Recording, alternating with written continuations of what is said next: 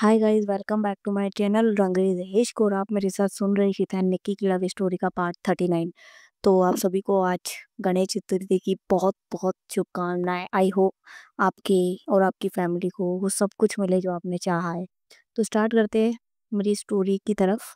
तो हम यहाँ पर देखते हैं कि रिद्धि और इशिता के बीच में एक वो हुआ था कॉन्ट्रैक्ट की। रिद्धि को एक रात बितानी थी इशिता के साथ। तो अब हम आगे देखते हैं। रिद्धि कहती है, अरे बेटा छगन, जरा शराब का बंदोबस्त कर।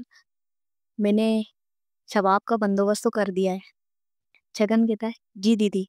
रिद्धि अर्णव जी को देखती है, जिनके माथे पे खून, मुंह से खून, पैर और हाथ दोनों से खून बह रहे थे। तो वो उनके पास जाती है। रिद्धि, क्यों गुरुजी, यही है ना आपकी शेरनी जो मेरे बिस्तर पे आने वाली है। अर्णव जी कहते, शेर को पिंजरे में बंद कर खुद को शेर समझने कोई शेर नहीं होता। रिद्धि कहती है, पूरे की सारी अकड़ निकाल दो। फिर वो शक्ति और आशी को देखती है जो रो रही थी। वो उनके पास जाकर झुककर बैठती है। उन्हें देखकर कहती है, रिद्धि कहती है, ओहो छगन, बेकार का इन बच्चों को तकलीफ दे दे रहा है, इन्हें तो छोड़ देना चाहिए। आशी कहती है, छोड़ना है तो मेरी दी को छोड़कर देखिए, सबको नानी याद दिला देगी। रिद्धि कहती है, ये तो बच्चों में, यहाँ के बच्चों में तो गर्मी ही बहुत है रे छगन। वो शक्ति को देखती है जो गुस्से में उसे ही घूर रही थी। रिद्धि को उस दिन उस दिन वाली वाटर पार्क की बात याद आती है। वो शक्ति को ऊपर से नीचे तक देखती है। रिद्धि कहती है, इशिता, इशिता, क्या माँ ले रे तेरी साली। जानवी राइट हैंड होती है इसकी, इसे उठा लो, ये तुम्हारे लिए। इशिता कहती, ये क्या बकवास है, ये कोई चीज चीज है जो उठा लोगी। बात सिर्फ मेरी हुई है ना, तो बीच में शक्ति कहाँ से आई। रिद्धि कहती, तुम सिर्फ मेरी हो और तुम्हारे साथ मजे तो मैं लूंगी। अब मेरी प्यारी जानवी ऐसी ही थोड़ी रहेगी, उसे भी मजे लेने हैं, क्यों जानवी। जानवी कहती, यस बॉस, लड़की कड़क है बॉस। रिद्धि रिद्धि कहती, फिर वेट किसका कर रही हो, ले जाओ। इशिता उसे इशिता कहती है, उसे किसी ने हाथ भी लगाया ना तो हाथ तोड़ दूंगी मैं। रिद्धि उसके करीब आकर उसके गालों के हाथ फेरते हुए कहती है, रिद्धि यदि ऐसा नहीं करते ना जान। शक्ति नहीं तो कोई और क्यों ना। तभी पीछे से आवाज आती है, शक्ति की जगह मैं तैयार हूँ। सब पीछे देखते हैं और ये और कोई नहीं, सैम थी। सैम एक नजर आयशा को देखती है। आयशा जो इसे ही देख रही थी। सैम उसे इग्नोर कर रिद्धि के पास आती है। सैम कहती है, तुम्हें एक लड़की ही चाहिए ना, मैं शक्ति की जगह जाऊंगी। इशिता कहती, नहीं, इसकी कोई जरूरत नहीं है। जानवी कहती है, बॉस मुझे चलेगा। जानवी कहती है, बॉस मुझे चलेगा। रिद्धि कहती है, वाह, फिर डन करते हैं। वैसे काम काम हुआ। सैम कहती है, हो गया, थोड़ी देर में वकील आ रहा है। रिद्धि कहती, गुड। तब तक मिस आशी जी जाइए, हमारे लिए कुछ बनाकर लाइए। आशी कहती है, मैं तुम्हारी कोई नौकर नहीं हूँ। आयशा आयशा कहती है, बकवास नहीं, जाकर बनाओ, वरना मैं इसका भेजा फोड़ दूंगी। शक्ति को गन पॉइंट करते हुए कहती है। आशी उठ जाती है। वहीं सैम अपने पॉकेट से रुमाल निकालकर इशिता के सर पे बांधती है। जानवी और कुछ लोग निक्की को बैंडेज कर रहे थे। सबसे बुरा हाल अर्नव जी का था। ब्लड प्रेशर बहुत बढ़ा हुआ था उनका, जिसकी वजह से उन्हें हॉस्पिटल जल्द से जल्द ले जाना था। पर रिद्धि मना कर देती है। रिद्धि कहती है, छगन बेटा जरा गाना लगा। और शराब आई कि नहीं। जानवी कहती है, आ गई है बॉस, बस कुछ खाने को आ जाए। रिद्धि कहती है, तब तक तू पैक बना यार। जानवी पैक बना रही थी और दो लड़कियां लड़कियां हाथ पैर उसके दबा रही थी। ठीक उसके बगल में, पर डिस्टेंस मेंटेन किए हुए, इशिता बैठी हुई थी। निक्की जो जस्ट सामने वाले सोफे पे बेहोश लेटी हुई थी, सैम उसी के पास बैठकर एंटीसेप्टिक क्रीम लगा रही थी। शक्ति जो आशी के साथ किचन में पकोड़े बना रही थी। तभी वकील आता है और वो आते ही पूछता है, जी इशिता जी किधर है। रिद्धि कहती, वो तो मेरे बगल में बैठी है, पर तुम्हारी आवाज लड़की की तरह क्यों लग रही है। आयशा कहती, हाँ, सही कहा तुम, मुझे भी लग रहा है। वो एक नज़र सेम को देखती है जो उसके उसके देखते ही मुंह फेर लेती आयशा, उससे कुछ नहीं बोलती। वकील कहता, जी ये बचपन से ही मेरी आवाज़ ऐसी है, लड़की जैसी, अब इसमें मेरी क्या फ़ॉल्ट है? रिद्धि कहती, ठीक है, पेपर लाया या नहीं? वकील कहता कहता है, लाया हूँ। जी बस यहाँ साइन कीजिए। रिद्धि कहती है, जान, जाओ साइन करो। इशिता जो आज हारी हुई महसूस कर रही थी खुद को, उसका दिल ना जाने क्यों बहुत डर रहा था और ज़ोरों से धड़क रहा था। वो एक नज़र सैम को देखती है और उसे और वो अपनी आइज़ को विन करती है, मतलब उसको आँख मार देती है, और दूसरा रास्ता खाली करते हुए भी वो रिद्धि की ओर से जाती है, जिससे उसका पैर टेबल से जा लगता है और वो सीधे रिद्धि पे जाकर गिरती है। इशिता रिद्धि की जान जान थी, उसे बचाने के चक्कर में वो दूसरी तरफ ध्यान ही नहीं देती। इशिता रिद्धि के गोद में थी और रिद्धि के जो दोनों हाथ थे वो इशिता की कमर पे था। रिद्धि इशिता को देख रही थी और इशिता रिद्धि को। जब भी आपकी मोहब्बत आपके सामने या आपके करीब होती है तो आपकी सोचने और समझने की जो शक्ति है ना, वो पूरी गुम हो जाती है। वही अभी रिद्धि के साथ हो रहा था। मोहब्बत की कमजोरी इशिता को कोई क्या बताएगा, वो तो खुद पहले से ही सब जानती है। आखिर उसने भी मोहब्बत की है। इशिता के बॉडी से आ रही फ्रेगनेंस और इशिता के लिए तड़प दोनों ही रिद्धि को मदहोश कर रही थी। वो पागल हो रही थी, उससे अब कंट्रोल नहीं हो रहा था। वो धीरे धीरे इशिता के लिप्स के क्लोज जाने लगती है, बिना ये सोचे हुए कि सारे लोग उसे ही देख रहे। पर हमारी इशिता पूरे होश में थी। वो रिद्धि के हर एक मोमेंट को समझ रही थी और ना जाने क्यों वो रिद्धि को रोक भी नहीं रही थी। रिद्धि उसके लिप्स के और क्लोज आने लगती है। उसी वक्त निक्की को होश आ जाता है, या ये कहे कि इशिता की शामत आ जाती है। निक्की के होश में आते ही निक्की अपना सर पकड़ते हुए बैठती है और उसे बैठने में थोड़ा सा सैम हेल्प करती है। वो बैठकर जैसे ही सामने का नज़ारा देखती है, उसका खून खोलने लगता है। इशिता जो अंदर ही अंदर मुस्कुरा रही थी, वो फेस को दोनों हाथों से पकड़ती है। रिद्धि उसे देखते जा रही थी और इधर निकी और सैम भी शॉक थे। इशिता उसके गालों की ओर बढ़ती है और उसके चिक्स को किस करती है। उसी टाइम आशी और शक्ति भी किचन से आ जाती है। सारे लोग इशिता की इस हरकत को देखकर पूरी तरीके से शॉक्ड हो जाते और फ्रीज होके खड़े हो जाते। पर निकी का दिल तो तब टूटता है जब निक्की के सामने ही इशिता रिद्धि के शर्ट के बटन ओपन करने लगती है। इशिता इस चीज से अनजान अनजान की निक्की भी ये देख रही थी।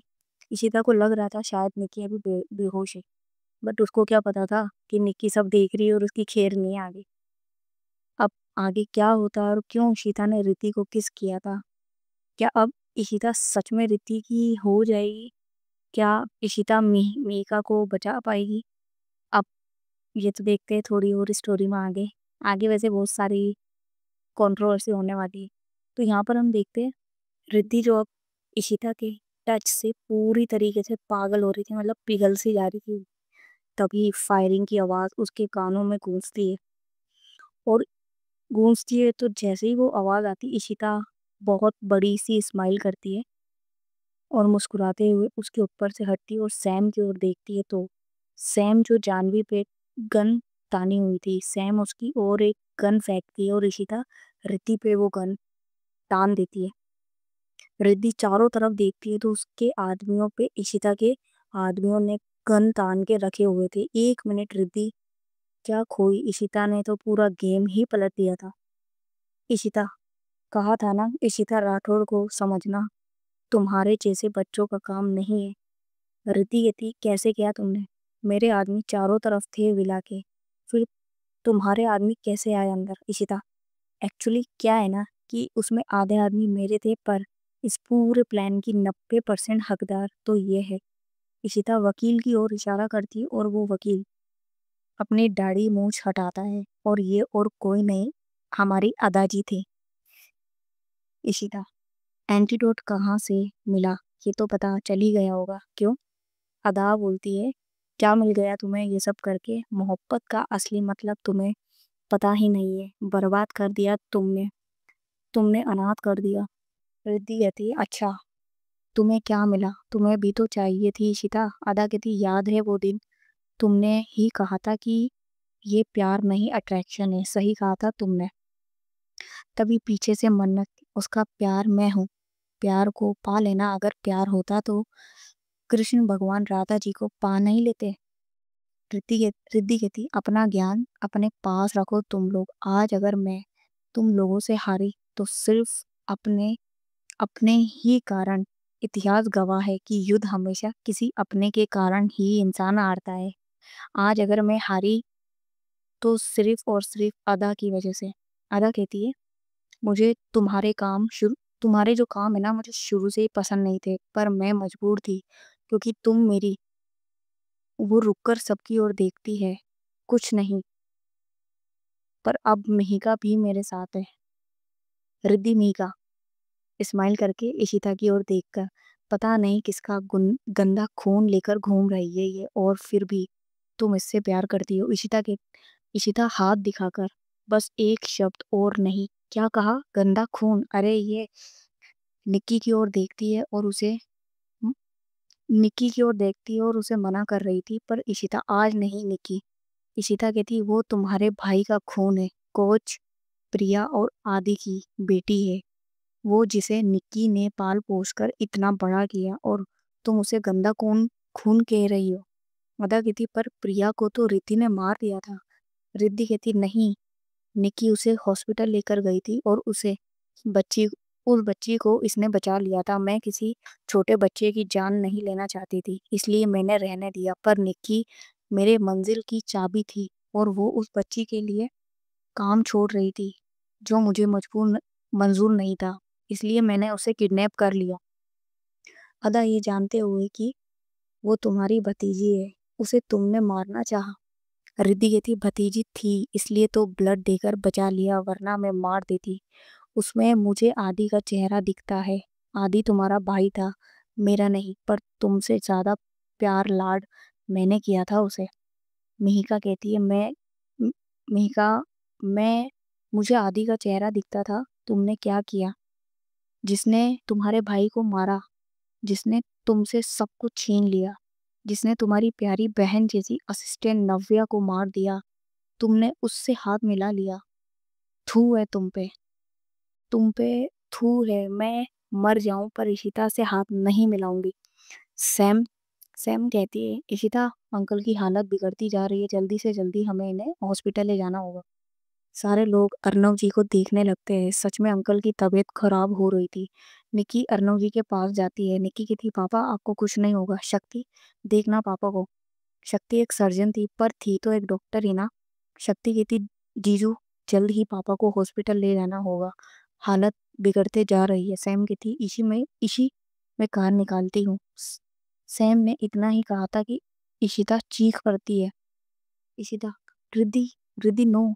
रिद्धि सैम से गन लेकर अर्नव जी पे चला देती है, तब तक चलाते रहती है जब तक गन की सारी गोली खत्म नहीं हो जाती। सैम उससे बहुत कोशिश करती है गन लेने की, पर वो नाकामयाब हो जाती है। अर्नव जी की हालत जो पहले से ही बिगड़ी हुई थी, और गोली लगने की वजह से तो अब बचने का चांस ही नहीं था। निक्की, जिसे सर पे चोट लगी थी, अभी भी होश में आई थी, वो बेहोश हो जाती है फिर से ये देखकर। ऋषिता सबको छोड़ निक्की को संभालने लगती है।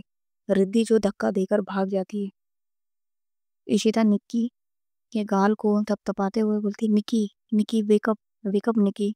शक्ति की थी, पापा, पापा उठो ना, पापा उठो। शक्ति बहुत ही ज्यादा रो रही थी। आशी उसे गले लगाकर उसकी पीठ को सहलाते हुए उसे शांत करने की कोशिश कर रही थी। इशिता को समझ ही नहीं आ रहा था कि वो कैसे निक्की को होश में लाए। तभी उसे कोई पानी का गिलास देता है। इशिता बोलती, थैंक यू मत। वो देखती है कि ये आयशा थी। वो पानी का गिलास लेकर कुछ नहीं बोलती और वो निक्की के फेस पे पानी छिटकती है। निक्की के फेस पे जैसे ही पानी की बूंदें पड़ती है, धीरे धीरे वो उठने लगती है, जिससे इशिता की जान में जान आती है। सैम दौड़ते हुए आती है। सैम बोलती सॉरी यार, रिद्धि हमारे हाथ से निकल गई। इशिता कहती कोई बात नहीं, वो भागी नहीं है, वो वापस जरूर आएगी। निक्की जो धीरे धीरे आंख खोलती है और सामने शक्ति को रोता देख उसे समझ नहीं आता कि वो किसे संभाले, खुद को या शक्ति को। वो खिसक कर शक्ति के पास जाती है, जिसे देख आशीष साइड हट जाती है। शक्ति निक्की के सीने से लगकर और ज्यादा रोते हो। शक्ति कहती दी, मम्मा तो पहले ही छोड़ गई, फिर पापा क्यों? कहो ना पापा को उठने के लिए। निक्की कहती शक्ति बच्चा ऐसा नहीं रोते बेटा, सब है ना, जीजू है, दी है, आशी है, सैम है, दी है, सैम दी है, मन्नत दी है, अदा दी है। बच्चा जो आता है ना उसे एक दिन जाना होता है, ऐसे रोते नहीं बच्चा। निक्की के कंसोल से शक्ति कुछ हद तक शांत हो जाती है, जिसे देख के इशिता के आदमी लाश को उठाकर ले जाने लगते हैं। उनके पीछे पीछे इशिता और सैम जाने लगते हैं और बाकी को मना कर देते हैं। सारे अंतिम संस्कार के क्रियाक्रम करने में रात हो जाती है। 11 बजे रात को दोनों लौट कर आते तो देखते हैं कि सब हॉल में ही है। निक्की जो सोफे पर बैठी हुई थी, उसके दोनों लैप पे एक तरफ शक्ति और दूसरी तरफ आशी सो रही थी, और निक्की उसके उनके बालों को सहला रही थी। मन्नत और अदा शक्ति और आशी के घाव पे एंटीसेप्टिक लगा रहे थे। आयशा जो निक्की को एंटीसेप्टिक लगा रही थी, सबने माफ किया, सबने माफ किया था। कुछ कहा भी तो नहीं कुछ कह भी तो नहीं सकते थे, आखिर थी तो अपने परिवार ही, इसीलिए पनिशमेंट का जिम्मा सबने इशिता पे ही छोड़ दिया था आयशा के लिए। तभी सबके कानों में एक आवाज आती है, मम्मा टमी तो भूख लगी है। ये किसी छोटे बच्चे की आवाज थी जो ठीक से अभी बोलना ही सीखी थी। अभी अभी तो जैसे तैसे मुसीबत टल गई, पर इनकी हंसती खेलती खुशियाँ छिन गई। पर फिर भी कैसे एक दूसरे का साथ दे रहे। हमारी प्यारी मेका के कदम राठौड़ विला पे पड़ गए हैं, तो क्या मेका इन सबके हंसती खेलती दुनिया वापस लाएगी, या उससे पहले रिद्धि फिर से कुछ कर जाएगी? अब आगे पता चलेगा नेक्स्ट स्टोरी में। तो तब तक के लिए आई होप आपको स्टोरी अच्छी लग रही होगी। तो लाइक करो, शेयर करो और कमेंट कर देना, और कमेंट में बताओ कि स्टोरी कैसी चल रही है, क्योंकि नेक्स्ट स्टोरी इस स्टोरी के बाद ही आने वाली है, वो इससे भी ज़्यादा इंटरेस्टिंग होगी। आई होप कि आप लोग इस स्टोरी को प्यार दे रहे हो, उसके लिए थैंक यू सो मच। तो मिलते हैं इसके नेक्स्ट पार्ट में। जब तक के लिए tata bye bye, take care.